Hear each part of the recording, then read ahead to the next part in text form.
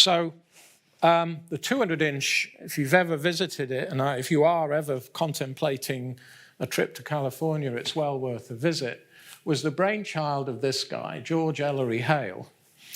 Sadly, he died before the telescope was finished, but he single-handedly raised private money for all of the world's largest telescopes, 3 of them in succession, a 60-inch, a 100-inch on Mount Wilson, and the 200-inch on Mount Palomar.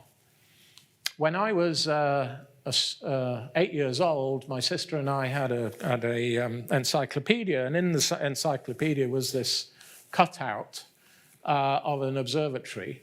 And it didn't say which observatory it is, but it's obviously the Mount Palomar telescope. And so it was amazing to look at this cutout picture. And I kept turning the pages back to it time and time again. So Hale, arguably, Hale was the first person who really got inspired by this idea of looking back in time.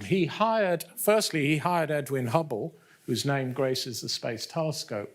He also hired this man, Harlow Shapley, who used the largest telescope at the time that Hale had raised the money for, to measure the distance to this star cluster, Messier 13, what we call a globular cluster just outside the Milky Way.